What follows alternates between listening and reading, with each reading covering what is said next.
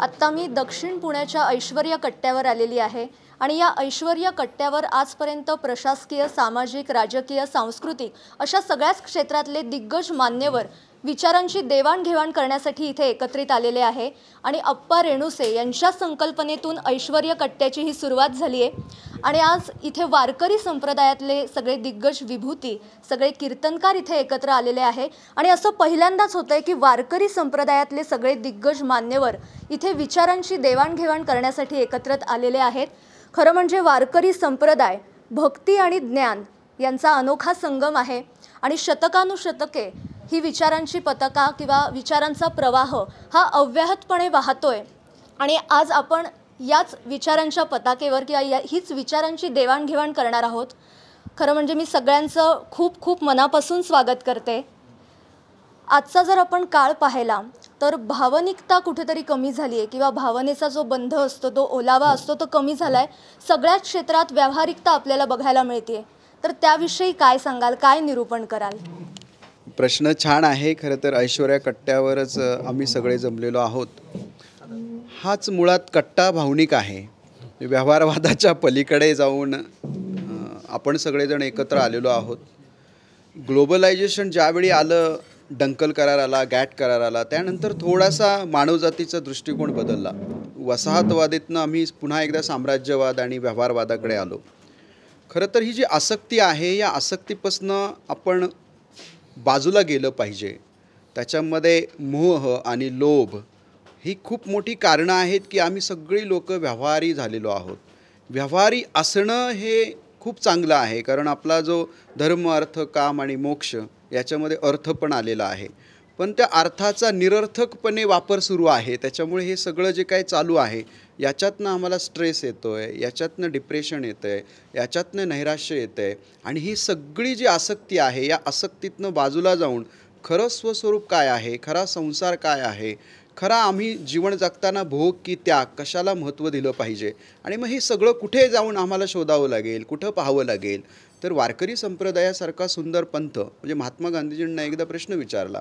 ते ज्यावेळी 14 ऑक्टोबर 1930 ते 28 ऑक्टोबर, मला वाटतं 15 ऑक्टोबर ते 28 ऑक्टोबर 1930 येरवड्याच्या कारागृहामध्ये होते। त्यावेळी आपल्या जगद्गुरू तुकोबारायांचा एक ग्रंथ शमाकांत मोरे त्यांचे जे वंशज आहेत त्यांनी त्यांना नेऊन दिला आणि 16 अभंगावर इंटरप्रिटेशन त्यांनी केलं। 16 ऑक्टोबरला एक सुंदर इंटरप्रिटेशन केलं, 15 ऑक्टोबरला केलं। पहिलाच अभंग त्यांनी निवडला होता, जे का रंजले गांजले अशी म्हणे जो आपुले, तोची साधू ओळखावा आणि देव तेथेची जाणावा। इतकं सुंदर महात्मा गांधीजींच्या मनावर तो परिणाम झाला। आणि दुसरा अभंग जो त्यांनी इंटरप्रेट केला तो मला वाटतं जगद्गुरूंच्या संस्थांनी केलेल्या 4386वा तो अभंग आहे। पापाची वासना नको दाऊ डोळा, त्याहुनी अंधळा बराच मी, निंदेचे श्रवण नको माझे कानी, बधिर करुणी ठेवी देवा, अपवित्रवाणी नको माझ्या मुखा, त्याजहुनी मुका बराच मी, नको मज कधी परस्त्री संगती, जनातुनी माती उठता भली, तुका म्हणे मज अवघ्याचा कंटाळा, तू एक गोपाळा आवडसी।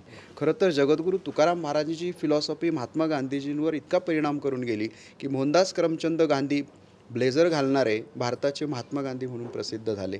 मला वाटतं हा कुठेतरी दृष्टिकोन, हा नैतिक अधिष्ठानावर उभा राहून समाजाला पुढे घेऊन जाण्याचा दृष्टिकोन फक्त वारकरी संप्रदायाने दिला आहे। एकदा त्यांना सहज विचारलं की संत को हम शरण जाय और कि पंथ को हम चुने, तर महात्मा गांधीजींनी थोडाही उशीर केला नाही। ते म्हणाले इंद्राणीच्या घाटावर 2 संत आहेत, एकाचं नाव ज्ञानोबा आणि एकाचं तुकोबा, त्यांना शरण जा, और किस पंथ को शरण जाय। तो बोले वारकरी संप्रदायासारखा दुसरा संप्रदाय नाही।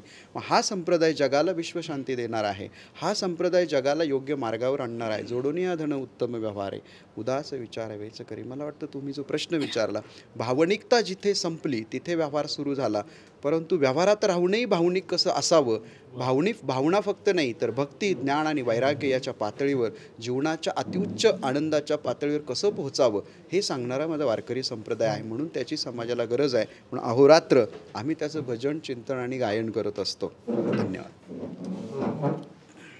मला वाटतं तुम्ही जे बोललात त्यातनंच इतकी सकारात्मक ऊर्जा आत्ता इथे निर्माण झाली आहे आणि आपण जर बघितलं तर म्हणजे 12व्या शतकापासून 13व्या शतकापासून सगळ्याच संतांनी अनेक विचार मांडलेत, सर्वसामान्यांना सोपे होतील किंवा त्यांना समजतील अशा भाषेत। पण काळानुसार अनेक बदल झालेत, तर वारकरी संप्रदायात काही बदल झालाय का किंवा तो होणं कितपत गरजेचं आहे? काळानुसार वारकरी संप्रदायामध्ये बदल हा जो आवश्यक आहे तो आवश्यक झालेला बदल आपल्याला पाहायला मिळेलच आणि तो बदल होणं आवश्यकही आहे. तो वारकरी संप्रदायातल्या विद्वत रत्नांनी तो करूनही घेतलेला आहे. हा बदल करत असताना वारकरी संप्रदायाची जी बैठक आहे त्या बैठकीवरती कुठल्याही प्रकारचा आघात न होता जो बदल आपल्याला करायचा आहे की कालमानाने आपण जे बदललं पाहिजे संप्रदायातलं तत्त्वज्ञान हे सगळ्या जगापर्यंत पोहोचलं पाहिजे. नुसतंच पोहोचलं पाहिजे असं नाही तर त्या तत्त्वज्ञानाने जगामध्ये संपूर्ण सर्वांगाने बदल झाला पाहिजे. म्हणून तो बदल व्हावा त्या तत्त्वज्ञानाच्याद्वारे. म्हणून ते तत्त्वज्ञान ज्या बदलाच्याद्वारे लोकांच्यापर्यंत पोहोचेल अशा प्रकारचा बदल हा वारकरी संप्रदायाला अपेक्षित आहे. आणि तो अपेक्षित असलेला बदल ह्या वारकरी संप्रदायातले जे सगळे धुरींधर माणसं आहेत, जी विद्वत रत्न आहेत, जी मोठे मोठे साधू लोक आहेत, ह्या सगळ्या साधू लोकांनी तो स्वीकारलेला आहे. आणि स्वीकारत असताना इतर सामान्य लोकांना जे अनुयायी आहेत त्या अनुयायांनासुद्धा सांगितलेलं आहे की आपण हा बदल स्वीकारत असताना वारकरी संप्रदायाच्या विचारावरती, वारकरी संप्रदायावरती, वारकरी संप्रदायाच्या संतांच्यावरती कुठल्याही प्रकारचा आघात होणार नाही अशा प्रकारचा बदल आपण तो स्वीकारायला हवा आणि तो करायला हवा. आणि जो त्यांनी सांगितला तो अनुयायांनीसुद्धा स्वीकारला. आणि जे त्याचे प्रचार प्रसार करणारे आहेत, प्रवक्ते आहेत, त्या प्रवक्त्यांनी सुद्धा तो स्वीकारला. आणि त्या प्रकारचा बदल ते प्रवक्ते प्रचार प्रसार करत असताना ते करण्याकरता प्रवृत्त आहेत. आणि प्रवृत्त असताना अगदी समाजातल्या तळागाळातल्या माणसापर्यंत हे बदल नेऊन पोहोचवलेले आहेत. मग त्याच्याकरता ते बदल स्वीकारण्याकरता किंवा ते बदल समाजामध्ये रुजवण्याकरता मग वेगवेगळ्या प्रकारची गुरुकुलंसुद्धा उभारली गेली, संस्था उभारल्या गेल्या, वेगवेगळ्या प्रकारचे आश्रम उभारले गेले, वेगवेगळ्या नावाने ते गेले तिथपर्यंत. पण मात्र वारकरी संप्रदायाची जी सिद्धांताची बैठक आहे त्या सिद्धांताला कुठल्याही प्रकारचा तडा जाऊ न देता ते बदल स्वीकारून त्या लोकांच्यापर्यंत संप्रदायातल्या ह्या सगळ्या माणसांनी पोहोचवलेले आहेत. रामकृष्ण. खरं म्हणजे कीर्तन जर आपण पाहिलं तर त्यातनं मनोरंजन, भक्ती आणि ज्ञान असा त्रिवेणी संगम बघायला मिळतो.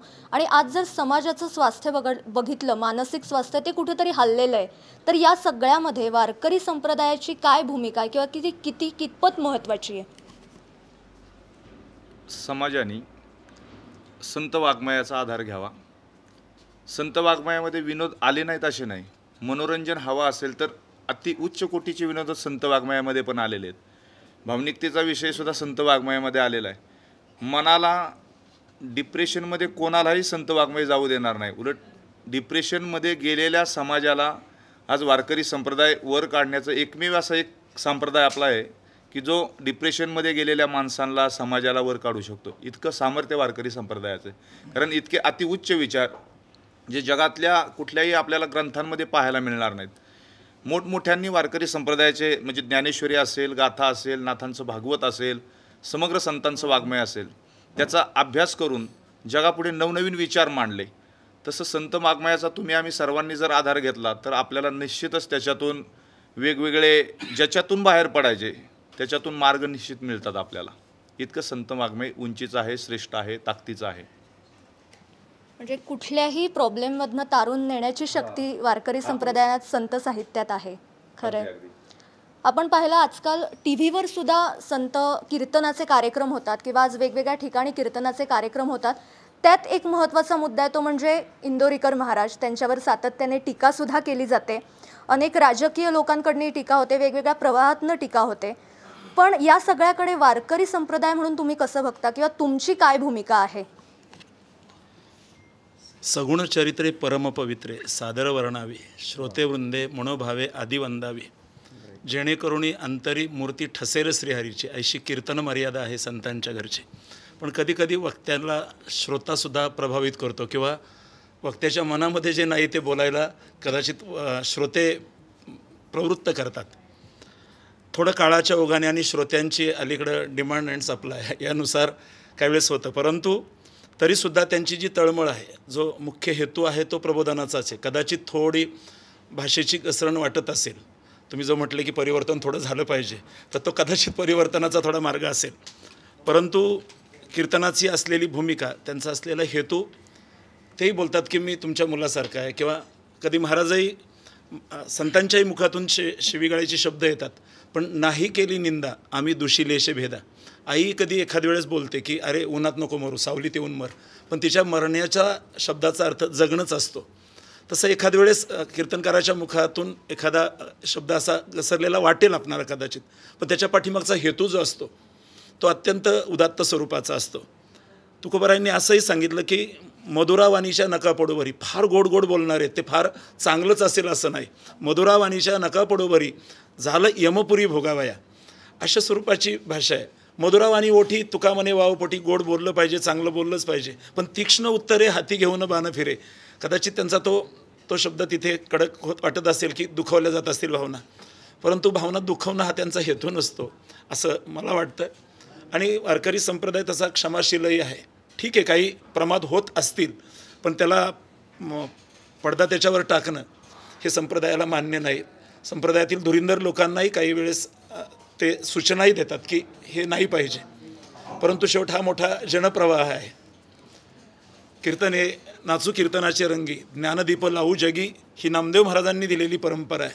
आणि विचाराचं अधिष्ठान कीर्तनाला असावं हा संतांनी घालून दिलेला पांडा आहे. त्याच साकोरीतून वारकरी संप्रदाय हा वाटचाल करतोय, करणार आहे. आजकाल अनेक युवा कीर्तनकार सुद्धा घडत आहेत किंवा महिला कीर्तनकार सुद्धा येत आहेत. म्हणजे मध्यंतरी एक महिला कीर्तनकार एका TV वरच्या चॅनलच्या एका कार्यक्रमात होती, त्यावरनं अनेक वादविवाद सुद्धा झाले. पण आता युवा कीर्तनकार म्हटलं की थोडं आजच्या काळातलं पण सगळं आलं. म्हणजे विज्ञान आणि भक्ती यांची कास आली, तर त्याविषयी काय सांगाल? युवा कीर्तनकार कसा असला पाहिजे? साधारणपणे वारकरी संप्रदायात जुन्या आणि नव्याची सांगड घालण्यामध्ये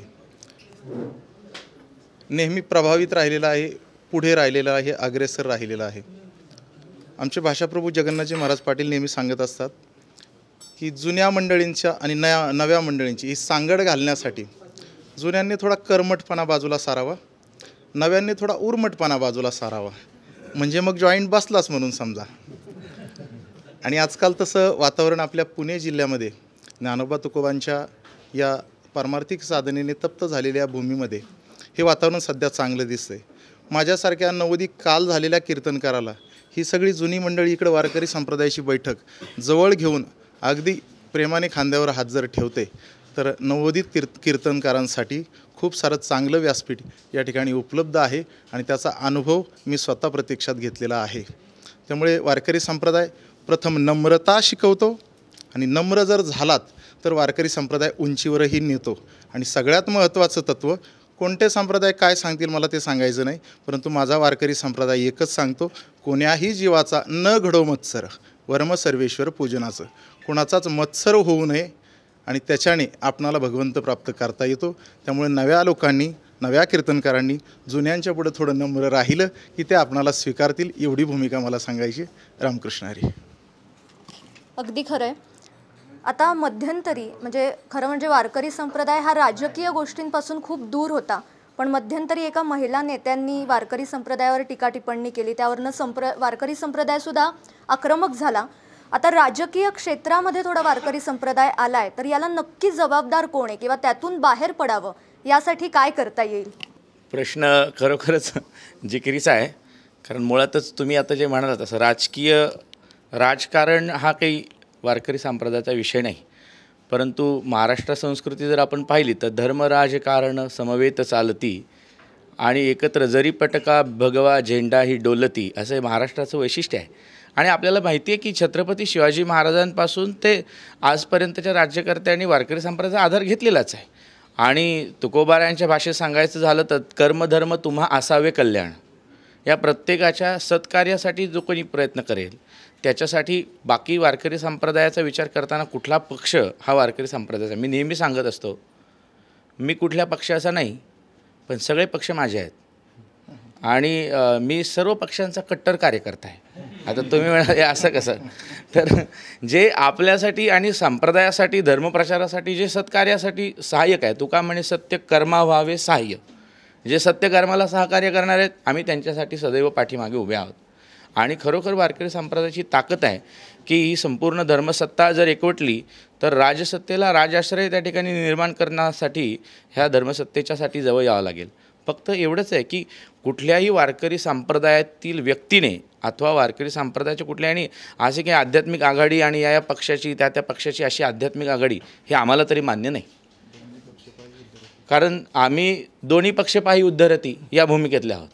म्हणजे तिथं विरोधी पक्षही आणि सत्ताधारी असा कुठला पक्ष वारकरी संप्रदायाला अभिप्रेत नाही. आमचा एकच पक्ष आहे, तो म्हणजे ज्ञानोबा तुकोबा यांच्या विचारांचा. आणि त्या पक्षासाठी माझ्या जीवीची आवडी पंढरपुरा नीन गोडी पांडुरंगी मनोरंबने बस, बाकी दुसरं काही नाही. मग जे येतील त्यांचं स्वागत आहे, पण जे येतील ते इथं आल्यानंतर आणि अर्थातच कुणी आलं तरी पाया पडे जन एकमेका.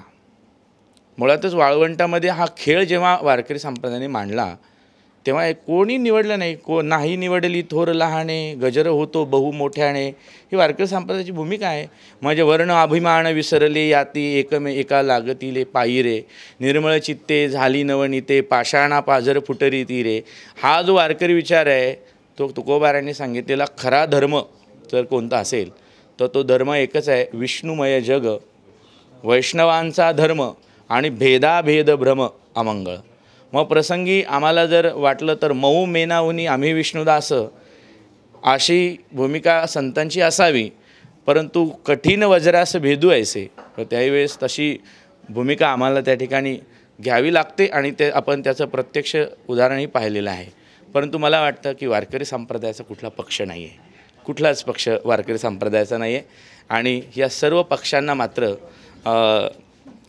आता मुळातच पक्ष हा विषय जर पाहिला तर पक्षच कुणाचाच राहिलेला नाही आहे, कारण सगळे पक्ष असे पक्षासारखे उडत उडत इकडं तिकडं जात असतात. पण एक आहे की सगळ्या पक्षांचा पाणवठा हा मात्र वारकरी संप्रदाय आहे. हे आपल्याला ज्याला ज्याला तृप्त व्हावं असं वाटतंय त्याने या ठिकाणी यावं आणि आपल्या विचारांच्या माध्यमातून हे ऐश्वर्य विचारकट्ट्याच्या माध्यमातून हे सांप्रदायिक ऐश्वर्य आपण अनुभवावं आणि आपणही ऐश्वर्य संपन्न व्हावं. पुंडलिक वरदारी विठ्ठल. धन्यवाद. अगदी खरं आहे. पण सध्या गेल्या काही दिवसांपासून एक गोष्ट चर्चेत आहे, ती म्हणजे बागेश्वर बाबा, त्यांचा चमत्कारी दरबार आणि ते जे काही वक्तव्य करतात ते सगळे. नुकतंच त्यांनी साईबाबांबद्दल एक वक्तव्य केलं आहे आणि मला हेच विचारायचं आहे की बागेश्वर बाबा यांचा जो काही चमत्कारी दरबार आहे किंवा त्यांच्याविषयी वारकरी संप्रदायाचं काय मत आहे? काय झालंय, आम्हाला प्रवचन करायची सवय आहे. एका प्रश्नाचं उत्तर देणं नाही का. तर तुम्ही मगाशी एवढे सगळे प्रश्न विचारले, मी सगळ्यांची उत्तरं 2 मिनिटात देऊ. मुळातच तुमचा महाराजांना प्रश्न काय होता की परंपरेच्या संदर्भाने कशा संदर्भात पुढे गेलं पाहिजे, त्याच्यावर मी बदल कसा अपेक्षित आहे 1 मिनिटात उत्तर देईल. की प्रभुपाद स्वामी एक भगवद्गीता घेऊन अमेरिका खंडामध्ये प्रवास करतात. जाताना 2 वेळा त्यांना हृदयविकाराचा झटका येतो. तिथे गेल्यानंतर अमेरिकन गव्हर्नमेंट ज्या कम्युनिटीला बदलू शकत नाही त्या कम्युनिटीला ते बदलून दाखवतात. हरे कृष्ण मंत्राच्या माध्यमातून जगभर जातात. एक Shri Ravishankarji piece of mind, एक भगवद्गीतेतलं एक सगळे दर्शनशास्त्र नाही, भगवद्गीतेतला एक अध्याय घेऊन पुढे जात आहेत आणि त्या बळावर ते अनेक देशांमध्ये जात आहेत. एक आपला जो सोल आहे तो कशाशी कनेक्ट आहे, म्हणजे त्या एका प्रश्नाचं उत्तर शोधण्यासाठी एक प्रजापिता ब्रह्मकुमारी सकाळी 6:15 वाजता मुरली वाजता 140 देशांमध्ये जाते. त्याचबरोबर रामदेव बाबा दर्शनशास्त्र जर आम्ही पाहिली, पूर्वमीमांसा, उत्तरमीमांसा, सांख्य, योग, न्याय आणि वैशेषिक, त्याच्यातला जो योगशास्त्र आहे त्यातला एकच फक्त पातंजल योगाचं एक गुणसूत्र घेतात आणि त्या गुणसूत्राच्या माध्यमातून पतंजली योगाचा एक मार्केटिंग निर्माण करतात, जगभर जातात. मला एक खंत अशी वाटते की वारकरी संप्रदायामध्ये अतिशय महत्त्वाच्या विषयाला मी थोडासा हात घालतो आहे की वारकरी संप्रदाय ज्ञानोबा तुकोबांचा इतका संपन्न असताना वारकरी संप्रदायाचे प्रेषित म्हणून जे काय आहेत कीर्तनकार आणि प्रवचनकार, त्यांनी ही रिस्पॉन्सिबिलिटी आपल्या खांद्यावर का घेतली नाही की हे ज्ञानोबा तुकोबांचे विचार मी जगभर घेऊन जाईल. आज थोडीशी मला खंत वाटते, ज्यावेळी मी कॉर्पोरेट वर्ल्डमध्ये जगभर गेलो आणि आज पुन्हा वारकरी संप्रदायाकडे ओढला जातो आहे, काम करतो आहे, त्यावेळी मला खंत वाटते की ज्ञानोबा तुकोबांचे इतके संपन्न विचार असून सगळं काही त्यांच्यामध्ये आहे, परंतु आम्ही नाही जगभर घेऊन जाऊ शकलो. मग प्रेषित चुकले का की त्यांचे फॉलोअर्स चुकले? आता आत्मचिंतन करण्याची गरज आहे. एक वैकुंठवासी परमपूज्य गुरुवर्य जोगबाबांनी वारकरी शिक्षण संस्था सुरू केली.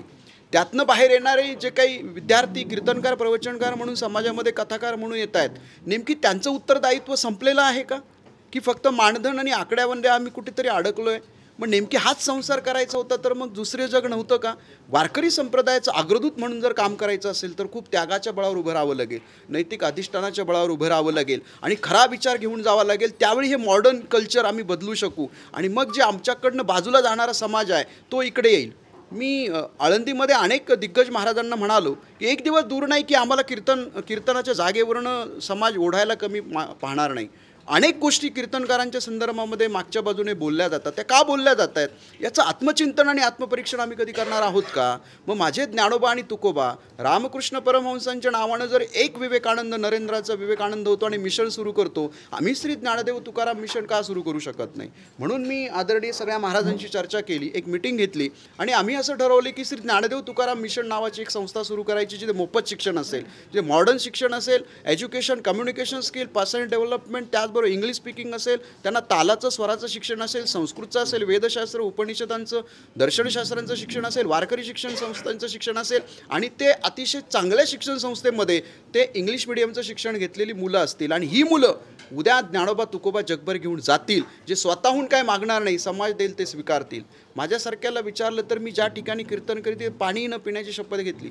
जगद्गुरू तुकोबाराय, तुमचा जर मला खरंच अनुग्रह असेल, तुम्ही म्हणताय की त्या गावामध्ये जाऊन अन्नही खाऊ नये, मी म्हणालो पाणी पिणार नाही. पण जगद्गुरू तुकाराम महाराज 125 कोटीचं मंदिर उभं राहिल्यानंतर थांबायचं नाही, ती फिलॉसॉफी जगभर घेऊन जाण्यासाठी वारकरी शिक्षण संस्था सुरू करायची. मग आदरणीय महंत पुरुषोत्तमदादा पाटील असतील, सचिन महाराज पवार असतील, शशिकांत महाराज अरोस असतील, श्रीकांत महाराज दुरापे असतील, प्रवीण महाराज लोळे असतील, संतोष महाराज पायगुडे असतील, शेखर महाराज जांभूळकर असतील, संदीप महाराज लोहोर असतील, संग्राम बापू भंडारे असतील, ही सगळी मंडळी आम्ही एकत्र येऊन आदरणीय वांजळे साहेबांना महाराजांना विनंती करेल, सल्लागार म्हणून तिथे या. आपण तिथे एक वेगळी दिशा वारकरी संप्रदायानं जगानं दखल घ्यावी अशी. आणि लवकरच आम्ही एक तुकाराम महाराजांची कथा मी स्वतः इंग्रजीमध्ये करतोय. 5 दिवसाची कथा वसंत पंचमीला देहूमध्ये होईल आणि ती कथा सिंगापूरमध्ये होईल, दुबईमध्ये होईल, UK मध्ये होईल, USA मध्ये होईल. मी जूनमध्ये लंडनला चाललोय, तिथेही मी ताकदीनं माझे ज्ञानोबा तुकोबांचा विचार मांडणार आहे. सगळे म्हणजे वारकरी संप्रदायानं बदलण्याची गरज आहे आणि ते बदलावं लागेल, परंतु बदलत असताना आपलं अधिष्ठान न विसरता बदलावं लागेल. ह्या प्रश्नाचं उत्तर हे आहे. संतोष महाराजांना एक प्रश्न विचारला होता. काय प्रश्न होता तुमचा? समाजाचं मानसिक संतुलन मानसिक संतुलन. अहो आपण तुकोबा राय तर मानसशास्त्रज्ञ आहेत. नको नको म्हणा गुंतू मायाजाळी, काळ आला जवळी ग्रासावया. जगद्गुरू तुकाराम महाराजांच्या तर बाजूला माऊलींचं अमृतानुभवाचं चिंतन करा, हरिपाठाचं चिंतन करा, चांगदेव 65चं चिंतन करा. त्यांचे अभंग आहेत, त्यांच्या विरहणी आहेत, त्यांची भावार्थ दीपिका आहे. काय सांगितलं नाही त्यांनी, सगळं सांगितलंय. आणि पूर्ण हंता वेटलो सैंग आम्हीच दाटलो ना, लोपलो ना, प्रगटलो कुणा होणी, अवघाची संसार सुखाचा करी आनंदे भरीन तिन्ही लोक. काय नाही सांगितलं, सगळं सांगितलंय. पण हे सगळं सांगताना त्यांनी आनंद कुठे सांगितलाय? शिवशिवा समर्था स्वामी एवढी आनंदभूमी घेपे दिजे की आम्ही ऐसे केले. हा आनंदाची अनुभूती जर घ्यायची असेल, कुठेच मानसिक ताण येणार नाही, कुठे डिप्रेशन येणार नाही. आणि महाराजांना तुम्ही जी कीर्तन परंपरा विचारला प्रश्न, मी त्याच्याहून असं सांगेल, अरे पांडुरंग स्वतः इंद्रायणीच्या तटावर घाटावर आलाय आणि तुकोबांना विनंती करतोय की ते कैवल्यात सुख नाही आहे, मला इथे तुमचं कीर्तन ऐकायचं, तुकोबा कीर्तन करा. आणि सूक्ष्मदृष्टीने ते सगळे तुकोबा पाहत होते त्या ठिकाणी आणि ते कीर्तन झाले. घोटविन लाळ ब्रह्मज्ञान हाती मुक्त आत्मस्थिती सांडविन ब्रह्मभूत काय होतसे कीर्तनी भाग्य तरी ऋणी देवायचा. कीर्तन परंपरा किती महान आहे. ह्या कीर्तन परंपरेमध्ये एकदा मराठी विश्व संत साहित्य संमेलन झालं आणि भक्ती वसा की व्यवसाय याच्यावर चर्चासत्र होतं. डॉक्टर रामचंद्र लवितकर तिथे मनशक्ती केंद्राचे तिथे होते आणि बाबूशास्त्री महानुभावाचे 22 देशांमध्ये जाऊन काम करणारे बाबूशास्त्री होते. तिथे उल्हाददादा सहज बोलून गेले की कीर्तनाने महाराष्ट्र सुधारला नाही आणि तमाशाने बिघडला नाही. माझा त्यांच्यावर प्रचंड वाद झाला. काल मी ते आप्पांशी शेअर केलं. कीर्तनाने महाराष्ट्र सुधारला नाही हा म्हणण्याचा अधिकार उल्हाददादांना नाही, किंबहुना कुणालाच नाही. महाराष्ट्र आज सुरक्षित आहे, महाराष्ट्र आज खरा राष्ट्र आहे आणि महाराष्ट्र देशाला जगाला दिशा देऊ शकतो या कीर्तन परंपरेमुळे आहे. आणि ताकदीनं हा कीर्तन परंपरा कीर्तनकारांनी टिकवलेली आहे. म्हणून कीर्तनामध्ये देखील कीर्तनकारांची पण जबाबदारी आहे. मग तुम्ही विनोदाचं बोललात तिथे, मला वाटतं माझे तुकोबा, ज्ञानोबा, नाथबाबा, नामदेव महाराज, चोखोबा, बंकाबाबा विनोदाचार्य नव्हते. आम्हाला या पदव्या सोडून पुढे यावं लागेल. नेमकी कीर्तन काय आहेत? आज यूट्यूबवर जी कीर्तन ऐकून उद्याचा जो कॉन्व्हेंटमध्ये शिकणारा मुलगा आहे तो यूट्यूबवर कीर्तन ऐकून त्याला असाच वारकरी संप्रदाय नाशिक कीर्तनकार वाटतील. हे आम्हाला नको आहे. 2 तासाचं कीर्तन करायचं. तुम्ही कीर्तन परंपरा न सोडताही समाज प्रबोधन करू शकता. आणि नेमकी या अध्यात्मात काय अपेक्षित आहे, उद्याचा समाज कसा हवा आहे, उद्याचं पर्यावरण कसं हवं आहे, उद्याची मानवजात कशी हवी आहे, उद्याचा विश्वधर्म काय हवा आहे, हे कीर्तनकारांनी मांडावं. मला वाटतं ते महत्त्वाचं आहे. म्हणून या सगळ्या गोष्टी थोड्याशा बाजूला गेल्या पाहिजे. कीर्तनकारांनी मूळ कीर्तनाचा गाभा न विसरता कीर्तनं केली पाहिजे. आणि आपण भाग्यवान आहोत की संतोष महाराज पायगुडे येत आहेत, निवृत्ती महाराज येत आहेत, चंद्रकांत महाराज येत आहेत, शेखर महाराज येत आहेत, गणेश महाराज येत आहेत. ही सगळी परंपरेची खरे तर उत्तम उदाहरणं आहेत. यांच्याकडे पाहून लोकांनी कीर्तन करावं आणि ते कीर्तन उत्तम रीतीने होईल. यांना शेखर महाराजांना काय प्रश्न विचारला तुम्ही? तरुण कीर्तनकार. आता तरुण कीर्तनकारांनी नेमकी ट्रेंड आलाय. म्हणजे बानगुडे ज्यावेळी व्याख्यानाला आले त्यावेळी आता प्रत्येक वक्ता त्याच पद्धतीने, माझं स्वतःचं व्हॉइस इन्स्टिट्यूट माझे 2000 स्टुडंट आहेत, मी त्यांना सांगत असतो कम्युनिकेशन स्किल इफेक्टिव्ह कसं असतं, इन्फ्लुअन्स कसा निर्माण करायचं. आता तरुण कीर्तनकार कुणाकडे पाहतायत, आता एक ट्रेंड आहे, इंदोरीकर महाराज बोलतायत तसंच बोलायचं, 2-3 विनोद टाकायचे, अभंग बाजूला राहतो आणि त्या पद्धतीने लोकांनी टाळ्या वाजवायच्या आणि मग पुन्हा फोन आले की 50,000 रुपये द्या, 1,00,000 रुपये द्या. हे आम्हाला कुठंतरी थांबवावं लागेल. तरुण कीर्तनकारांनी मुळात स्वतः बदलावं लागेल, तेव्हा समाज बदलेल. Be the change yourself that you want to see the world. स्वतः बदला मग जग बदलेल. तरुण कीर्तनकारांना म्हणजे हात जोडून विनंती आहे, खरा ज्ञानोबा, तुकोबा, नाथबाबा आणि हे सगळे तुम्हाला जर नामदेव महाराज पाहिजे असतील मुळापासून, तर पहिला अभ्यास करा, स्वतःत बदल करा आणि वैराग्य, त्याग याच्या बळावर भक्ती संप्रदाय उभा आहे. इथे भोगाला जागा नाही आहे, मान सन्मानाला, द्वेषाला, मत्सराला जागा नाही. इथे जो त्यागी असेल तो कुठलाही तरुण कीर्तनकार त्याने पुढे यावं, समाज त्याला डोक्यावर घेतल्याशिवाय राहणार नाही. आणि माझ्या गणेश महाराजांना काय प्रश्न विचारला होता राजकारणात. आता मला सांगा, राजकारण आणि समाजकारण हे मुळातच आम्ही बाजूला केलं हेच मला काही कळत नाही. छत्रपती शिवाजी महाराजांनी स्वराज्य उभं केलं हे प्युअर राजकारणच होतं. हे राजकारण म्हणजे काय की ज्या संदर्भानं आपल्याला या समाजाच्या मूलगामी बदलासाठी काम करता येईल ते काम आपण ॲज अ लिडरशिप म्हणून करावं. मग अध्यात्मामध्ये जर राजकारणाचा शिरकाव वेगळे बुरखे पांघरून होणार असेल तर त्याला आमचा विरोध आहे.